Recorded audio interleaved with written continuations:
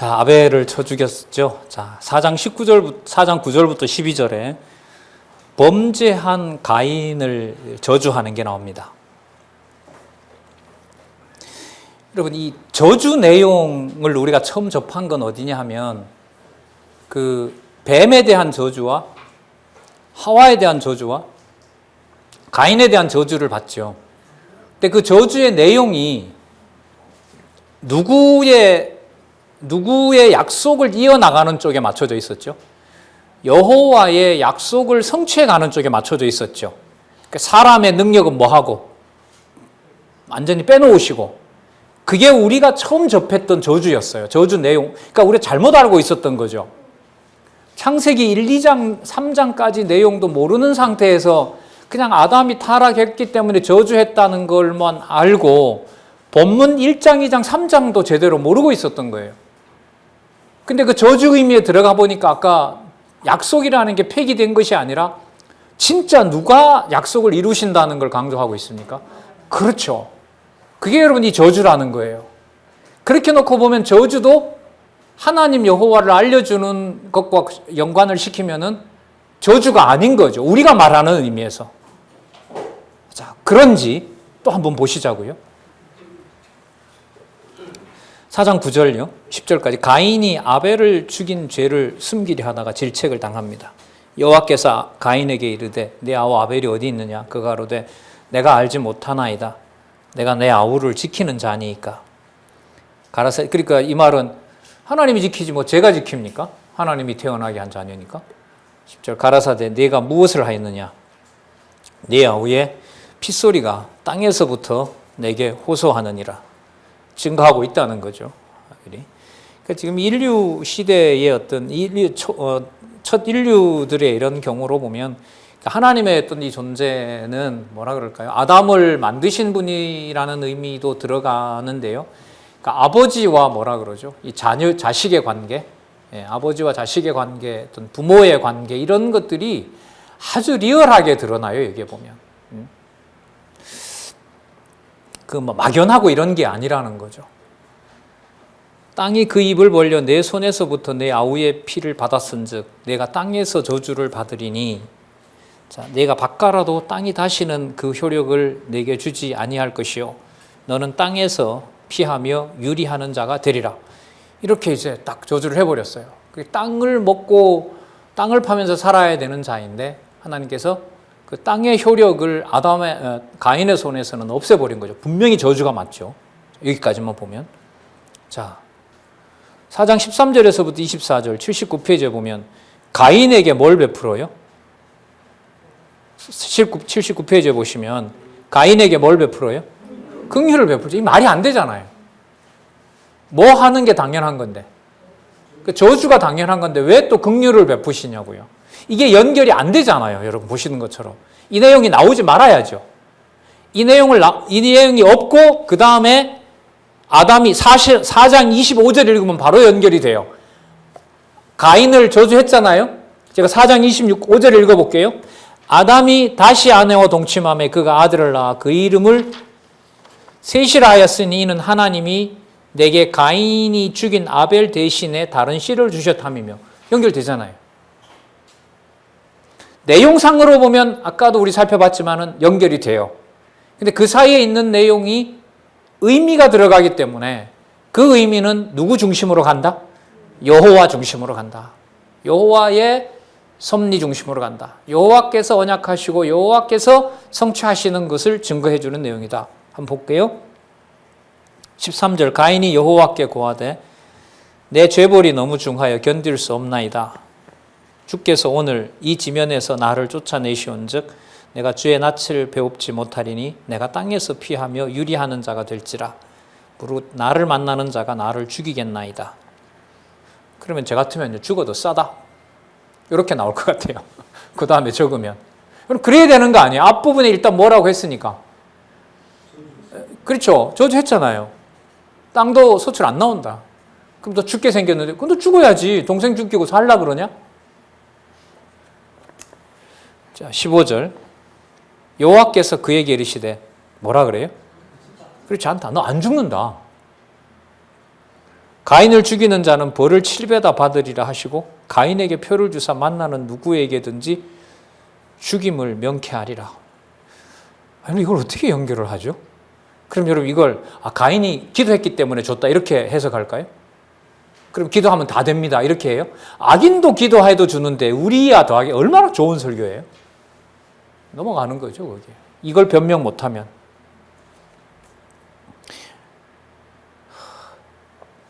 여러분 나중에 가인과 아벨 모든 후예를 누가 다 죽여요?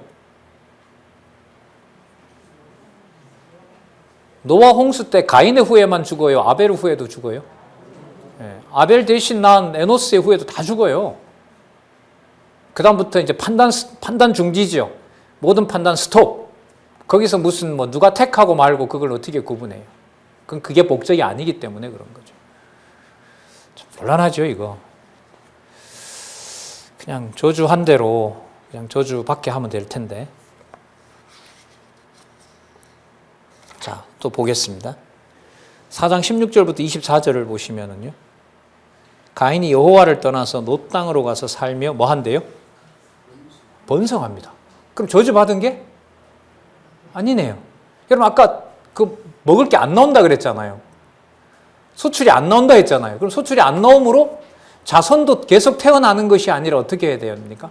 태어나지 못하고 어려움을 겪더라. 이렇게 나와야 이게 연결이 되는 거거든요. 근데 번성한다는 내용이 나오니까 또 당황스러운 거예요, 이것도. 볼까요?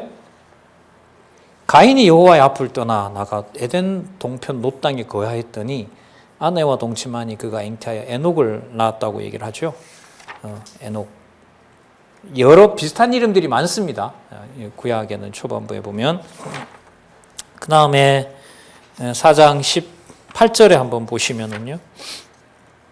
에녹이 이라스를 낳았고 이라스는 무드야하엘을 낳았고 그 다음에 그 라멕을 낳았죠. 19절 라멕을 한번 보세요. 여러분 한번 주의 한번 해보시기 바랍니다. 분명히 그 가인을 통해서 뭐가 이어져요? 자손 번창이 이어지잖아요. 자, 좀 신경을 써야 되는 거죠. 왜 이렇게 언약 자손이 아니고 살인자를 번성하게 하지? 이렇게. 그 다음에 19절에 보시면 라멕을 낳았는데 라멕이 두 아내를 취하였으니 하나의 이름은 아다요 하나의 이름은 실라며 아다는 야발을 낳았으니 그는 장막에 거하여 육축 치는 자의 조상이 되었고 번성하는 거죠. 육축업이 목축업이 가인의 후손으로부터 시작이 된 겁니다. 21절 그 아우의 이름은 유발이니 그는 수금과 퉁소를 잡는 모든 자의 조상이 되었으며 수금과 퉁소는요 일종의 뭐냐 하면 이게 악기잖아요. 음악과 관련된 거잖아요. 어떻게 보면 그 감정과 연관되어 있는 어떤 수많은 악기들 그런 것들을 잡는 자가 됐다는 거죠. 여러분 맨날 양치고만 돌아다니면 앉아서 뭐 연주하고 이런 거 할 시간이 있어요, 없어요? 없어요. 이게 그러면 뭘 말하냐 하면 자손이 번창하는 것에 뭐가 되는 거죠? 하나의 증거들이 되는 거예요, 이게. 어떤 하나의 집단이 모여 있으면서 거기에 어떻게 보면 자기네들이 생활하는 어떤 문화의 어떤 방식들이 생기는 거죠. 그럼 방식이 생겨난다는 말은 자손이 번창한다는 거예요? 자손이 축소된다는 거예요? 번성한다는 거예요, 이게. 좀 또 보시기 바랍니다. 22절에 두발 가인을 낳았으니 이는 동철로, 철이죠. 그냥 철로 각양 날카로운 기계를 만드는 자요. 두발 가인의 누이는 나아마였더라. 여러분 여기 보시면 날카로운 기계를 만드는 거 이거 무기잖아요. 여러분 무기를 만든다는 것은 자손을 번성하고 그 다음에 다른 나라를 정복하는 뭐를 주는 거죠? 기술을 주는 거예요. 그러니까 여러분 이 기술은 악한 자들에게 주면 안 되죠. 주려면 누구한테 줘야 돼요? 그렇죠. 택한 백성, 아벨 후손들이 자기를 잘 보호할 수 있도록 그렇게 좋은 무기를 줘야죠. 예?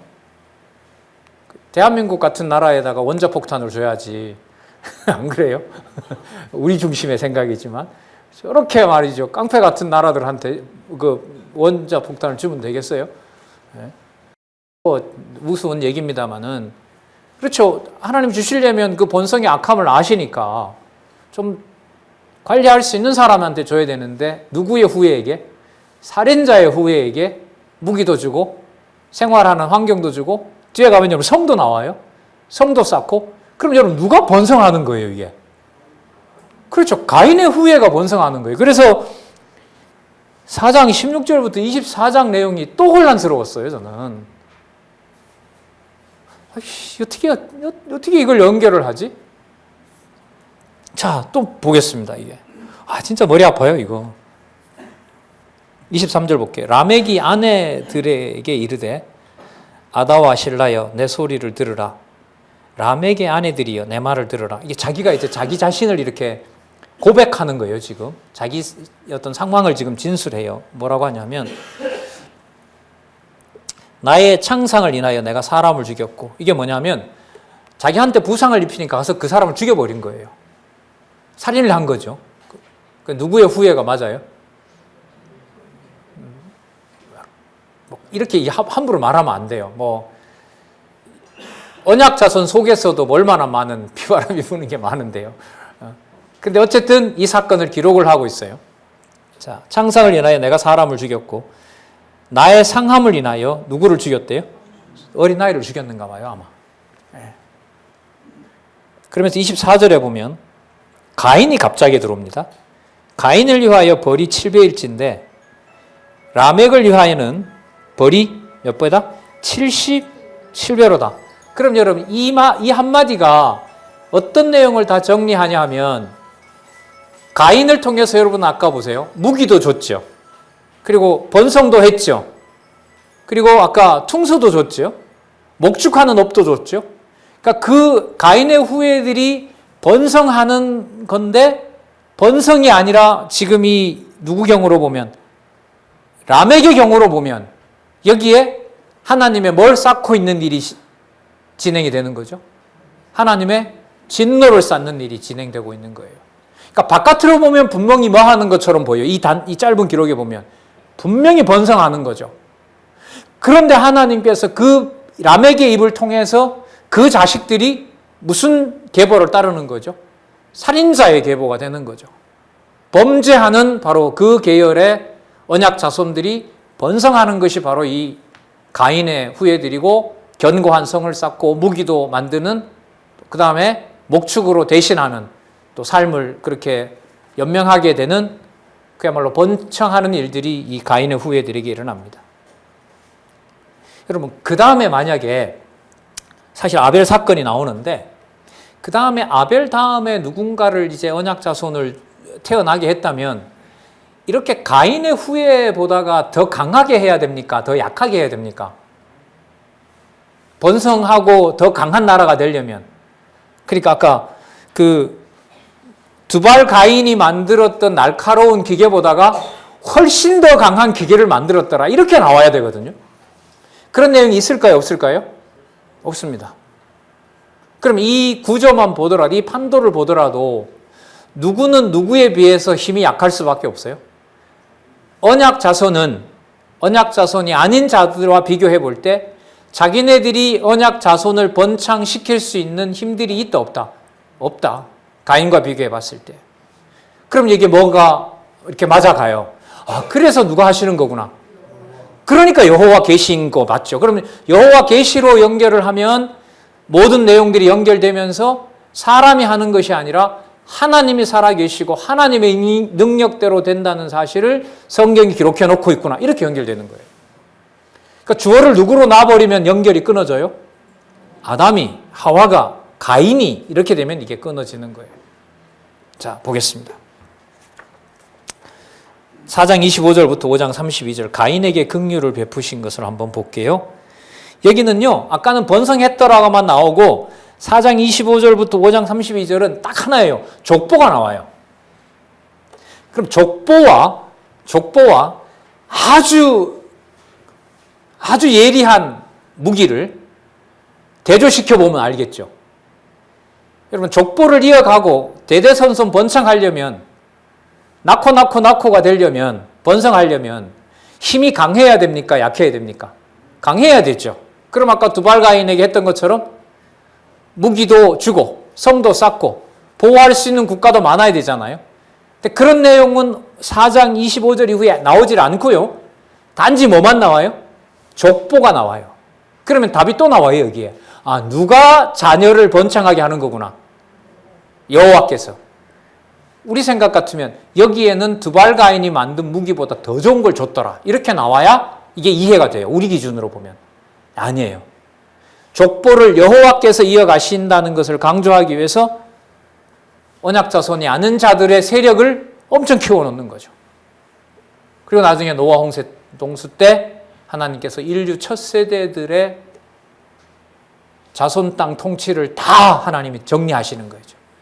정리하고 8식구로부터 다시 하나님은 아브라함에게 초점을 맞추어서 생육하고 번성하는 일을 또 시작하는 겁니다. 그럼 아브라함에게 가서도 저희들이 지금 아담 만드는 새부터 가인이 이제 곧 나옵니다만 가인의 손에 의해서 아벨이 죽고 난 다음에 아벨에게 자녀 주는 것까지 이게 11장에 나온단 말이죠. 이게 노아까지.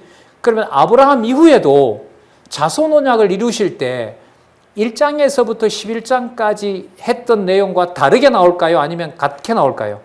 다르게 나와야 되는 거예요. 아니, 같게 나와야 되는 거예요. 의미가 같아라는 말은 두발가인과 같은 그러한 인간적인 힘에 의해서 자손 땅 통치가 이루어지는 내용이 안 나온다는 거예요. 근데 이제까지는 구원받는 데만 맞추다 보니까 사람이 약해졌다 이러면 하나님이 저주한 거고 저주한 원인은 우리가 하나님께 잘못했기 때문에 그렇고 그게 성경 해석에 완전히 치우쳐진 잘못된 해석 방법이었다는 거죠.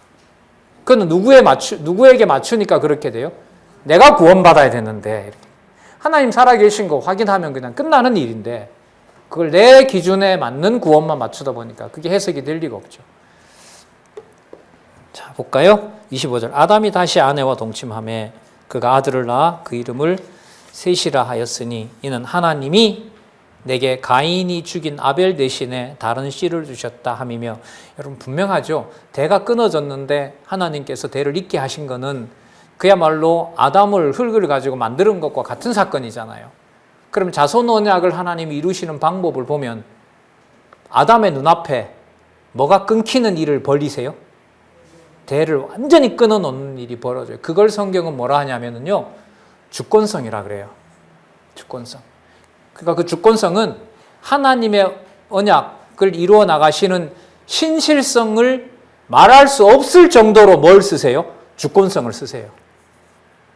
그래서 신실성과 주권성을 붙일 때는요, 누구 기준을 빼야 주권성이 들어와요? 여러분, 신실성으로 보면 아담으로부터 태어난 아벨이 이어져야 되죠. 신실하시는 경우로만 보면. 근데 주권성이 들어오게 되면 아벨로부터 이어지는 것을 누구 방법대로 하는 거죠? 여호와 방법대로 하니까 주권성이 들어오면 아벨이 뭐 해도 되는 거죠? 죽어도 되는 거예요. 이런 진리가 없잖아요. 어떤 상황에서 여호와로 안내하지 않는 경우가 없단 말이죠. 이 사고가 왜 이렇게 더디고 이렇게 좀 목마르고 이렇게 좀 인간적인 얘기입니다만 배워도 배우는 건데 이렇게 여기 말로 우리 경상도 희바리가 없느냐, 이렇게 맥이 없어지는 거냐, 양식이 없는데요. 어떤 상황이 딱 들어오면 아우 제가 잘못했고 이걸 내가 잘못하는 바람에 나한테 이게 왔다, 이게 머릿속으로 확 들어가지, 하나님께서 이렇게 하셨고 아벨을 죽였고 셋을 줘서 하나님 이렇게, 이게 먼저 안 지나가거든. 성경 본문이 없으니까. 한두 번 그냥 듣고 이번에도 그냥, 옛날 우리 포항에서 그랬잖아요. 그때 제 진짜 그때 화를 다 못 냈는데 목사님 사경회 부탁하면 목사님한테 뭐 하면 좋을까요? 했더니까 아무거나 해주세요. 포항에서 그랬단 말이죠. 제가 다 달려들지는 못했는데 되게 속으로 속상했단 말이죠. 아무거나 뭘 어떻게, 주제도 없는 사경회를 어떻게 합니까? 그게 그러니까 왜 생겨요? 그런 일들이? 성경을 안 읽으니까, 성경을 보지 않으니까 뭐가 궁금하고 뭐가 나에게 유익하고 이게 진단이 안 되는 거예요. 그래서 이제는 되물릴 수가 없어요. 이제는 그냥 곧장 가는 것밖에 안 나와 있어요. 좀 먹고 모든 말씀을 다 그냥 하나도 땅에 떨어지지 않고 다 주워서 가느냐. 그건 여러분 욕심내자는 말씀이 아니에요. 조금이라도 그때마다 내가 확인한 거, 내 눈에 보이는 그 말씀으로 좀 꽉 채워주셨으면 좋겠어요, 하나님께서. 그런 걸 다 겪게 했어요, 보왕이. 제가 늘 말씀드리는데. 어느 한 가정 그냥 안부 묻기가 겁난다니까요, 여기 오면. 전화를 못 해요. 잘 지내세요 하면, 다른 집은요, 이름 부르면. 진짜. 여러분, 한번 고민을 한번 해보시기 바랍니다. 그런 과정과 성경을 하나하나 보는 것과 관계가 있는 일일까? 저는 지금 관계가 있다고 여러분들한테 말씀을 드리거든요. 스스로도 과연 그게 약했기 때문에 물론 하나님 하신 겁니다. 또 지금도 하나님 하시는 거고요. 그 일에서 월등하게 세상에서 하나님 살아계신 걸 확증하도록 하나님의 말씀을 하나하나 보게 하시는 거냐? 그 두 가지를 좀 깊게 고민해 주시면 좋겠습니다. 자, 셋이라 하였으니 이는 하나님이 내게 가인이 죽인 아벨 대신에 다른 씨를 주셨다 함이며 셋도 아이를 낳고 그 이름을 에노스라 하였다. 좀 일이 헷갈리는데요. 이게 히브리어로 보면 이게 차이가 많이 나요. 아까 여러분 그 가인이 에녹 낳았다 그랬죠. 에녹은 하노크라는 말인데 이 발음이 완전히 달라요. 에노스는 에노시라는 말인데 아까 그 에녹이라는 말은 전수자라는 뜻이래요. 이게 다 사람 이름 가지고 이렇게 함부로 신학을 하면 안 되거든요. 근데 조심하면서도 일단 그 이름 붙인 걸 가끔씩 이렇게 좀 의미가 있는 자들이 나타나요. 여기는 전수자예요. 뭘 전수받은 거죠? 가인을 전수받은 거죠. 그런데 현상적으로 보면 망하는 게 아니라 뭐예요? 번성해요. 아주 긍정적인 의미가 들어가 있는 거예요. 이게 에녹 속에는. 근데 여러분 이 에노스라는 여기에는요, 에노시라고 하는데 여기는 사람, 인간 이런 뜻이에요. 그러면 무슨 뜻이냐면요. 아담의 이름이 그대로 담겨 있어요. 이 말에. 에노스라 그러잖아요. 셋이 낳은 자가. 이게 사람, 인간 이런 뜻이에요. 그러면 여러분 최초에 지은 누구하고 비슷해요? 아담하고 비슷한 의미가 하는 거죠. 낱말 분석은 이 정도까지예요. 여기서 너무 가서 막 의미 부여하면 성경은 혼란스러워져요. 잠시 그냥 잠시 좀 도움을 받는 거죠. 26절 셋도 아들을 낳고 그 이름을 에노스라 하였으며 그때 사람들이 비로소 뭘 불렀어요? 그러면 에노스 날 때까지 셋을 줬는데도 여호와를 안 불렀다는 말이잖아요. 맞죠? 이 표현이 그렇잖아요. 에노스가 태어나니까 야 진짜 여호와네. 그럼 셋 낳았을 때는 입 싹 닫는 거죠. 어떤 것 때문에 그래요? 언약 자손이 태어나도 언약 자손이 형한테 돌에 맞아 죽을 수 있으니까. 그래서 저는 막혔을 때 이 성경 앞부분에 읽어 나가서 막혔던 것 중에 빵 뚫리는 데가 어디였냐 하면 비로소 여호와를 불렀더라. 바로 이 부분이었어요. 그러면 성경 기록의 목적이 누구 이름을 계시하는 게 맞구나. 인간의 불행이고 뭐고 이게 다 필요 없구나. 여호와 이름을 여호와 이름 되게 하는 분이 누구다? 여호와구나. 이게 여기서 이제 딱 들어오는 거예요. 그러면 여호와 이름을 누가 부르게 해줘야 가능하죠? 그리고 여호와 이름 부르게 하려면 언약 자손이 같은 형제한테 뭐에 맞아 죽어요? 돌에 맞아 죽이는 일도 벌어지는 거죠. 이런 하나님을 어떻게 우리의 어떤 감정으로 정리를 해요? 근데 정리가 안 돼요. 여러분, 이론으로도 안 돼요. 제가 이렇게 조금 경험한 바로는 성경 본문을 읽어 나가게 해줄 때 해결이 돼요. 왜? 이런 똑같은 원리가 여기만 나올까요? 이후에도 계속 나올까요?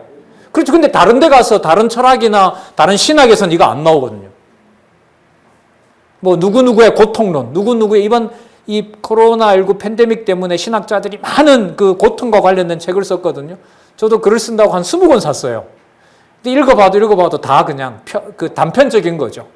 그런 그 상황에 맞는 성경 구절만 가져와. 이것 갖고는 설명이 안 돼요. 여호와 이름 부르게 하려고. 그럼 여러분, 여호와라는 이름을 관리하는 자가 인간이겠습니까? 하나님이겠습니까? 나 외에 다른 신을 두지 말라. 내 이름을 망령되이 일컬지 말라라는 계명은 이 내용만 보더라도 아담이 관리한다? 여호와가 관리한다. 여호와가 관리하세요. 여러분, 이 내용이 이런 질문을 가지고 공부를 하다 보니 이 질문이 여러분 이사야에 나오더라고요. 이사야에 나오고 예레미야 선지서에 나와요.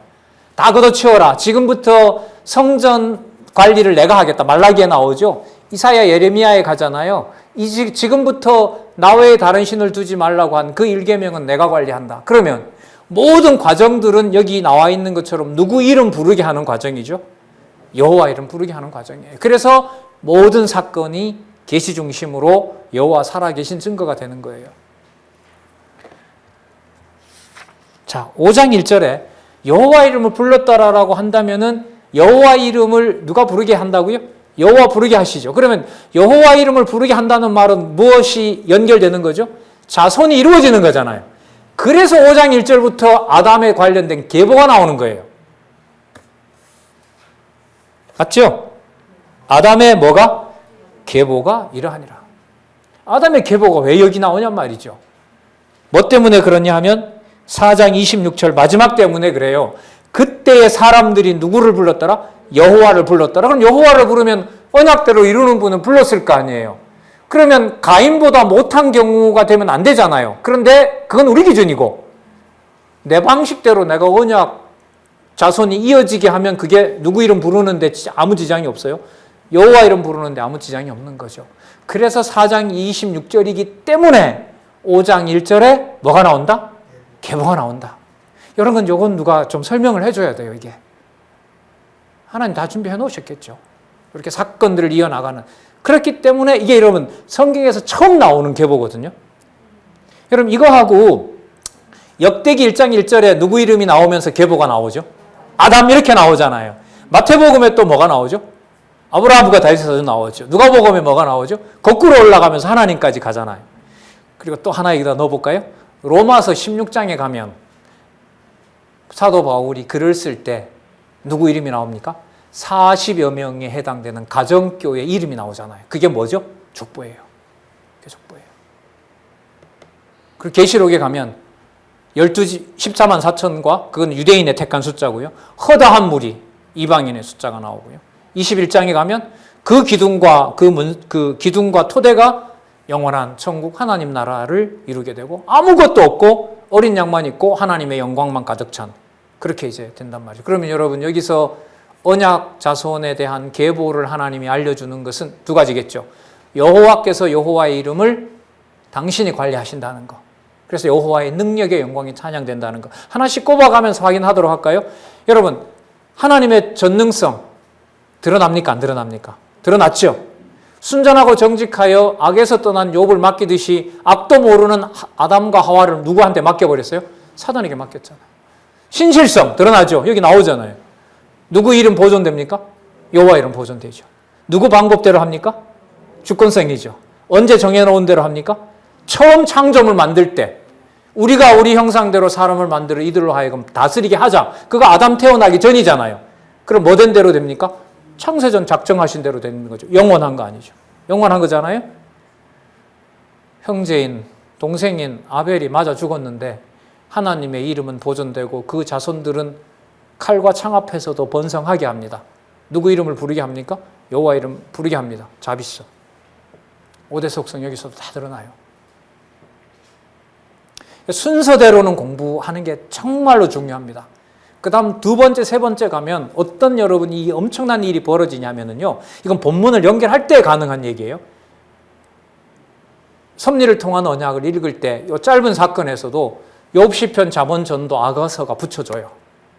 이거는 어떻게 보면 창세기서부터 에스더서까지 나타난 내용을 여호와 계시 중심으로 이렇게 연결하고 있을 때 전능성이라는 게 막연히 그냥 하나님이 다 한다 이게 아니라 성경을 바탕으로 한 전능성이 생각이 나요. 시편 같은 거 길잖아요. 150편 같은 거. 이런 거는 안내하는 분들이 진짜 배려를 좀 많이 해주셔야 될 것 같아요. 150편 일일이 강의하면 너무 시간이 많이 걸리거든요. 그러면 안내하는 분이 최소한 10시간이나 5시간 정도로. 그러면 본인이 뭐 해야 돼요? 요약을 다 해야 돼요. 요약을 다 해야 돼요. 제가 이번에 학회에 가서 발표한 내용 중에 창세기부터 계시록까지 성경을 이렇게 요약해서 단락마다 한 줄로 눈에 들어올 수 있도록 요약해준 노고만 봐도 이 책은 보통 책이 아니다. 제가 그걸 거기다 명시를 한 거죠. 그 말은 여기 모이신 유명한 신학 교수님들 이런 서비스를 학생들이나 교회에 이것도 목회도 하는 분들도 있거든요. 겸하는 분들이 많은 거죠. 이렇게 성도들에게 먹이도록 해주신 적이 있냐고.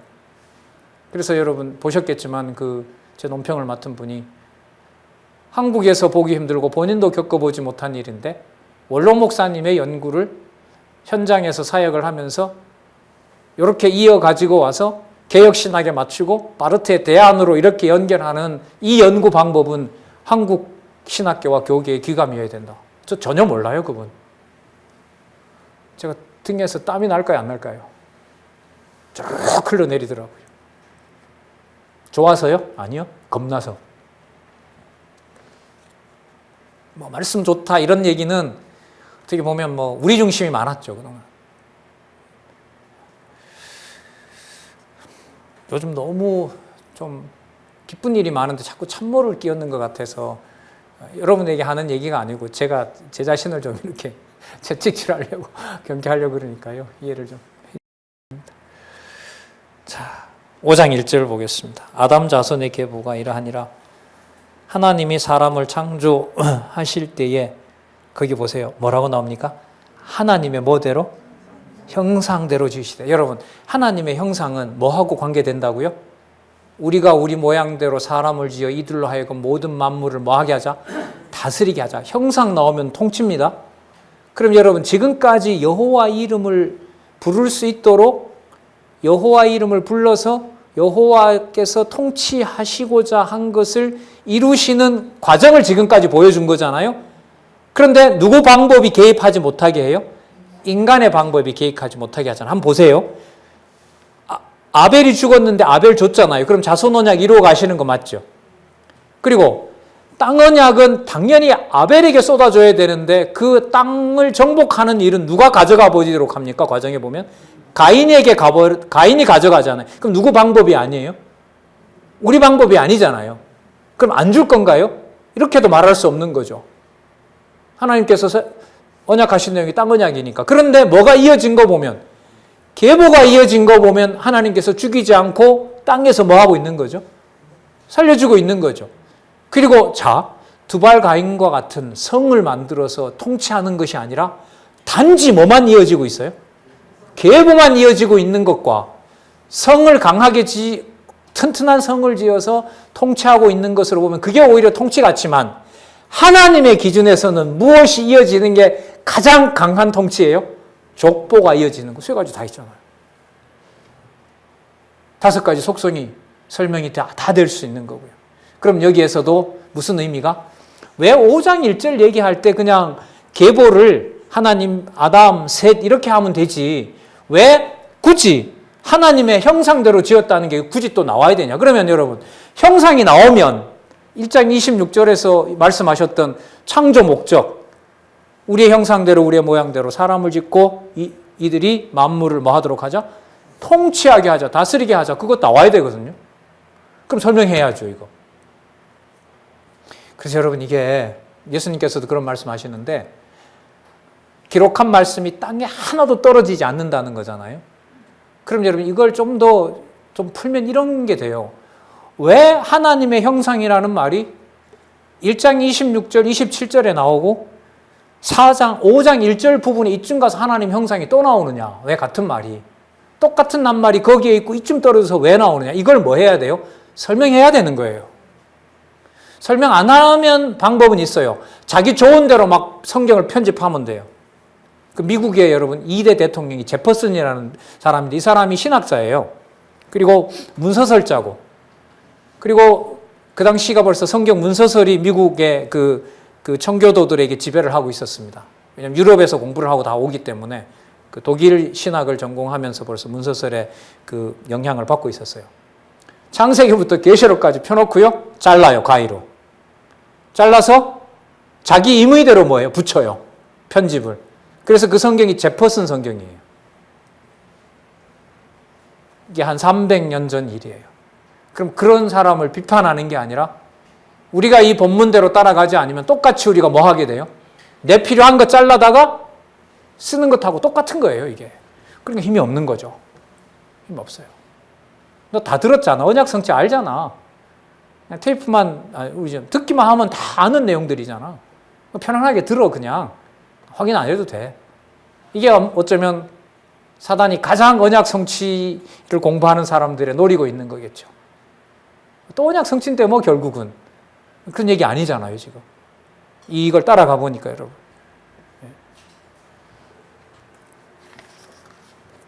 하나님이 사람을 창조하실 때에 하나님의 형상대로 지으시되 남자와 여자를 창조하시되, 사람을 남자와 여자로 만드셨고 그들을 한 몸으로 하셨다는 거죠. 그들이 창조되던 날에 하나님이 그들에게 복을 주시고 그들의 이름을 뭐라 그러죠? 사람이라. 그 사람 중에 남자와 여자를 한 몸으로 만드신 거죠. 아담이 130세기에 여기 잘 보세요. 자기 모양, 곧 자기의 형상과 같은 아들을 낳아 이름을 뭐라고 했어요? 여러분, 이 3절 구절이 얼마나 놀라운 구절인가 한번 보세요. 여러분, 창세기 1장 26절에는 하나님의 형상으로 지었다고 했고, 조금 전에 아벨을 낳을 때는 하나님의 형상대로 아벨을 낳는다고 안 했어요. 지금 셋을 주면서는 하나님이 형상대로 지은 것처럼 아담도 뭐라 그랬습니까? 자기 모양, 곧 누구대로? 자기 형상과 같은 아들을 낳았어요. 여러분, 그러면 형상이 아담과 같다는 말이 무슨 말이겠어요? 무슨 개념이 안 들어오면 안 돼요? 우리의 모양과 우리의 형상대로 사람을 짓자고 했던 게 통치와 관련된다 했지 않습니까? 창세기 1장 26절, 27절이. 그죠? 그럼 여기서 아담이 자기 형상과 같은 셋을 만들었다는 말은 그 셋이 하나님의 3대 언약을 가지고 하나님을 찬양하게 된다는 것. 하나님의 3대 언약을 이루시는 자가 된다는 의미인 거예요, 셋이. 그런데 이제까지 우리가 확인한 건 뭐냐면 그런 여호와의 이름을 찬양하는 통치를 하는 것이 누구의 능력대로 된다는 걸 봤죠, 이제까지? 예, 그렇죠. 여호와의 능력대로 된다는 사실을 우리가 이제까지 보았던 거예요. 참 희한하시잖아요. 셋을 줄 바에야 아담을 그냥 죽어갈 때 살짝 살리면 안 될까요? 그렇게 피로 호소할 정도로 완전히 죽여서 그렇게 죽여야 되냐 말이죠. 그럼 여러분 이렇게 볼게요.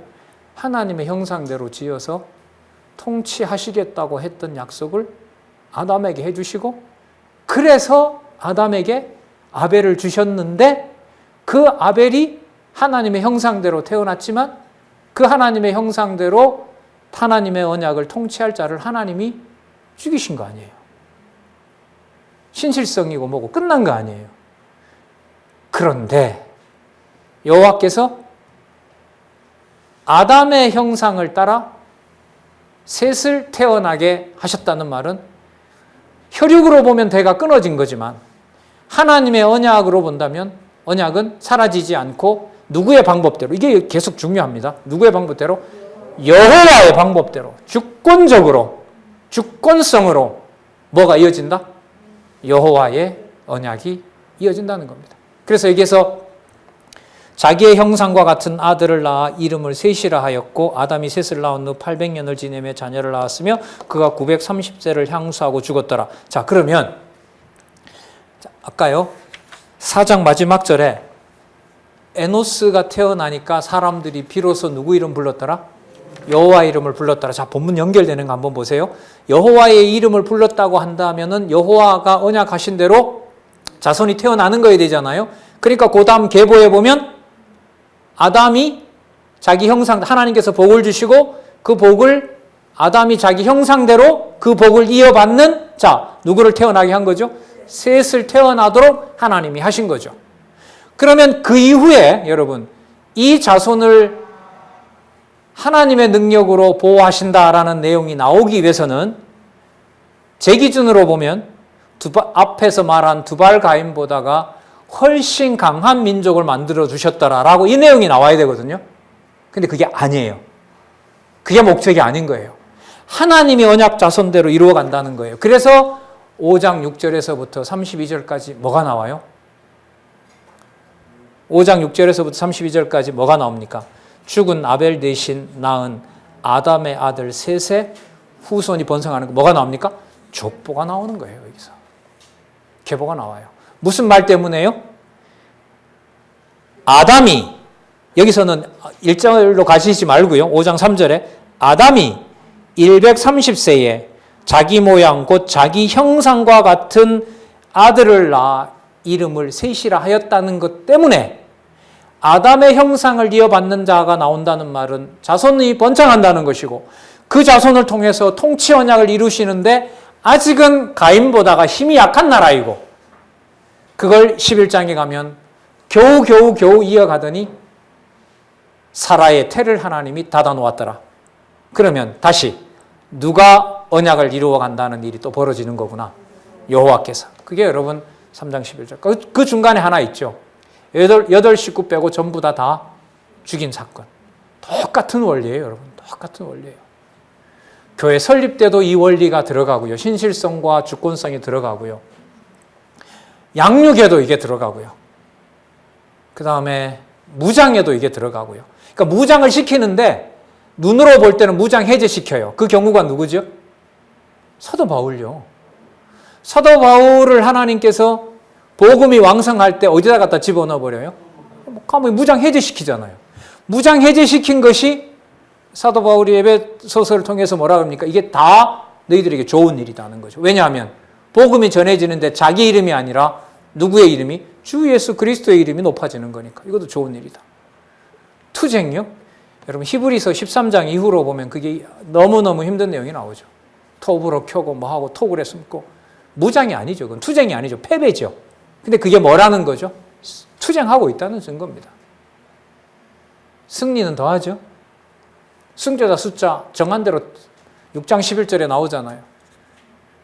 그만하시고 하나님, 순교자들이 기도 하나님 그만하시고 저 억울함을 신원을 이제는 풀어주시고 그리스도가 부활도 했으니까 그 왕국을 빨리 이루어 주십시오.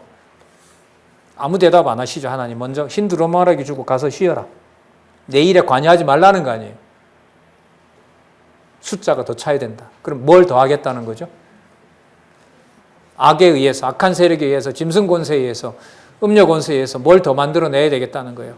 여러분 순교자를 더 만드는 내용이 자손 언약이 번창되는 걸까요? 똑같아요. 아벨이 죽은 게 여러분 자손이 끊기는 겁니까? 자손 번창이 이루어지는 방법입니까? 그러면 순교자가 죽는 것이 하나님의 뜻을 거스리는 겁니까? 하나님의 주권적인 방법으로 언약 자손이 천국 백성으로 만들어가는 과정입니까? 후자인 거죠. 요한계시록 22장이 마지막 장이잖아요. 21장에 가면 22장 11절 몇 번 찾아 읽어드렸잖아요. 불의를 할 자는 불의를 하고 그 말은 악한 짐승과 음녀 권세는 죽일 자를 더 죽이고 그럼 누굴 죽이는 걸까요? 하나님의 백성, 교회, 성도들을 죽이는 거죠. 불의를 당할 자는 더 불의를 당하고 그래야 새하늘과 새 땅이 온다는 거죠. 여러분 어떤 설명으로 사람의 강심장을 가지고 아벨이 죽는 사건이 언약 자손을 번창해서 통치 언약을 이루는 과정으로 누가 설명을 하냐 말이죠. 또한 이걸 설명을 한다고 이걸 나는 믿으니까 여러분들 저한테 배우셔야 됩니다. 이런 말을 하냐 말이죠. 하지만 여러분 내용으로 보면 너무너무 중요한 내용이거든요. 그래서 저는 창세기 1장에서부터 11장까지만 읽어봐도 꼼꼼히 읽어서 그 내용을 따라가면 12장 이후부터 나오는 자손 땅 통치 언약에 대한 큰 원리를 여기서 다 잡을 수가 있어요. 그럼 그게 생소하다는 말은 이렇게 말씀 좋아하는 말씀운동 40년 역사를 가고 있는데도 내 스스로 창세기부터 창세기 12장까지도 안 봤다는 얘기를. 물론 읽었을 수는 있죠. 그러나 지금은 모든 걸 안내해 줄 수 있는 장치가 다 있어요. 금방 접속해서 물어볼 동역자들까지 다 준비되어 있어요. 자, 족보 한번 잠시 살펴볼까요? 중간중간에 볼게요. 5장 6절에 셋은 105세에 에노스, 아까 에노스 나왔죠? 에노스가 태어나니 비로소 누구 이름을 불렀더라? 여호와 이름을 불렀더라. 너무너무요. 자, 그 다음에 중간에 넘겨보시면 19절에요. 21절에 에녹은 65세에 무드셀라를 낳았고 무드셀라를 낳은 후 300년을 하나님과 동행하며 자녀를 낳았으며 여기 보면 여러분 하나님과 동행하며 이렇게 나오죠. 하나님과 동행하며 다른 상세한 내용은 모르겠고요. 어쨌든 이렇게 대조는 할 수 있을 것 같아요. 사람과 동행하는 것이 아니라 누구와? 하나님과 동행했다. 이 정도로만. 나머지는 저도 상상에 맡기는 수밖에 없고요. 그럼 여러분 이 말이 족보를 얘기하다가 이 족보에 여러분 잘 보세요. 잘 보세요. 하나님도 형상 따라 아담을 지었죠. 아담도 누구 따라? 자기 형상과 모양대로 누구가 났죠? 셋이 나게 했죠. 그거하고 좀 더 읽어보고 말씀드릴게요. 그가 365세를 향수하였더라. 에녹이 하나님과 동행하더니 하나님이 그를 데려가심으로 세상에 있지 아니하더라. 하나님의 형상대로 아담이 셋을 낳았다는 사건하고 에녹이라는 자를 300년 동안 하나님과 동거하게 하고 그것도 아쉬워서 하나님이 그냥 데려가 버렸다. 누구에게로? 하나님께로. 하지도 않고 육신의 죽음의 경험도 하지 않고 누구와 같은 자가 된 거죠? 누구와 같은 자로 만들었어요? 장차 올 그리스도의 부활과 연관이 되고 승천과 연관이 되는데 그건 나중에 올 일이고요. 지금 경우로 보면 아담도 경험 못했고 어느 누구도 경험 못했고 무드셀라가 999 제일 오래 살잖아요. 그런 경우도 아닌데 300년 살다가 하나님께서 에녹을 누가 데려가 버렸어요? 하나님이 데려가 버렸어요. 무슨 얘기 하려고 할 거예요, 제가? 무슨 낱말 하나 얘기하려고 할까요? 아니에요. 부활이 여기 왜 나와요? 아니라니까. 아니에요. 언약이 아니에요. 아니에요. 뭘까요? 진짜 에녹을 누구 형상처럼 만들어버렸어요. 죽지도 않고 그냥 데려가 버렸다니까요? 형상입니다. 형상이에요. 마가복음 마지막 16장 19절에 보면 뭐가 나오냐면 그리스도께서 승천하셔서 아버지 어디에 앉더라? 우편에 앉으셨다. 그럼 무슨 일이 시작되죠? 영원한 통치가 시작이 돼요. 에녹을 하나님께서 죽음도 경험하지 않고 어디에 있는 분명히 태어난 피조물인데 누구처럼 만들어버렸어요? 하나님처럼 만들어버렸잖아요. 죽지도 않게 하고 영원한 생명으로 만들어버린 거 아니에요. 누구의 형상처럼? 이해를 좀 더 돕기 위해서 아담이 생명과 먹었으면 누구 경우처럼 됐을까요? 누구처럼? 에녹처럼 됐을 거 아니에요. 에녹처럼. 지상에 있는 몸이지만 생명과를 먹었으면 어디에 있는 몸이 되는 거죠? 하늘에 있는 몸이 되는 거죠. 에녹이 육의 몸을 입고 아까 누구로부터 나왔다 그랬죠? 에녹의 아버지가 누구였어요? 그 오래 사신 무드셀라 할아버지 아닙니까? 무드셀라로부터 육의 몸을 이어받은 에녹을 하나님께서 아담에게 했던 대로 자기 형상대로 영원한 통치자로 만드는 경우를 아담을 통하여 셋을 주신 것을 통해 셋의 가문으로 태어난 에노스를 처음에 말씀하셨던 대로 누구처럼 만들어버렸다?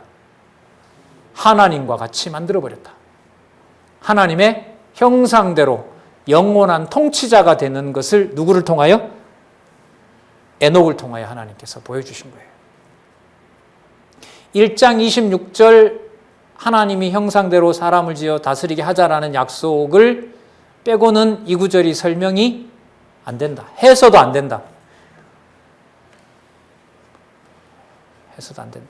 아까 맞아요. 이건 분명히 장차 그리스도가 오셔서 육의 몸으로 오지만은 그가 요한복음에 보면 본성은 어디에 속하죠? 하나님에게 속하는 게 맞아요. 그러면 저는 24절에 있는 이 내용에 가장 가까운 근거를 찾으라고 하면, 연결을 찾으라고 하면 아까 5장 3절에 하나님께서 자기의 형상대로 만든 아담을 아담의 형상대로, 아담의 모양, 아담의 형상과 같이 낳은 누구의 경우? 셋. 그리고 그 셋이 하나님의 형상으로 만들어졌기 때문에 하나님의 영원한 통치를 육의 몸을 가지고 있지만 직접 천국에서 통치하도록 하는 그 사례를 누구를 통하여?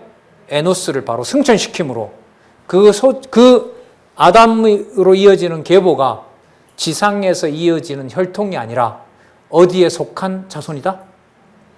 우리 베드로 사도의 말을 인용하자면 왕 같은 제사장, 어디에 속한 권속? 하늘에 속한 권속. 이렇게 연결이 되는 거죠. 그래서 5장 3절 때문에 5장 24절 에녹을 하나님께서 데려간 사건이 이 자리에 나온다. 강론집에는 안 나오는데요. 안 나옵니다. 안 나옵니다. 그럼 이게 뭘까요? 숙제. 무슨 숙제요? 강론집을 읽고, 지금 이 강론집은 아시는 것처럼 여러분 큰 여기에서 하나하나 강론을 하면 이거 뭐 수공 가지고 안 돼요. 이런 방식으로 여러분 제가 이제 셋 연구를 통해서 여호와 계시 중심의 신구약 성경 전체를 통일을 시키는 이런 것들을 연구해 가는 일이 이제 저희들 앞으로 남아있는 과제라고 보시면 돼요. 그래서 여러분 그 대표적인 게 여러분들 뭐라고 했죠? 어제도 강의 들으셨을 텐데 무엇인가? 생명이란 무엇인가 어제 마지막 사권 했잖아요. 생명. 그게 여러분 몇 장 몇 절만 가지고 얘기하는 거예요. 창세기부터 계시록까지 전부 다예요. 전부 다 하잖아요. 그럼 마찬가지예요. 에녹이라는 인물이 에녹이 여기에 나온다고 해서 에녹만 연구하면 될까요? 아닌 거죠. 창세기부터 계시록까지. 에녹 사건, 예를 들면 에녹의 부활 승천 사건이 왜 가인이 형상대로 만들었던 사건 다음에 나오느냐. 그걸 여러분 다른 부분에 찾고 그리스도에게 찾고. 그래서 여호와 계시 중심의 사건으로 셋의 사건은 바로 그 자리에 나오는 게 맞다. 건드리지 마라. 모르면 배워라. 이렇게 성경 편집설자들에게, 문서 편집설자들에게 그야말로 전쟁을 거는 거죠. 네 기준대로 다 빼고 네 기준대로 넣고 편집도 순서대로 하느냐? 하지 마라. 있는 것부터 밝히고 해라. 그러면 저는 그렇게 얘기하고 싶어요. 당신이 정답이냐라고 만약에 그때 학기 때 누가 나왔으면 제가 이렇게 했을 것 같아요. 대답을 미리 준비하고 왔는데, 그러면 교수님께서 창세기부터 계시록까지를 연결을 전체 한 것을 제시한 다음에 이게 맞는지 아닌지를 평가해 주십시오.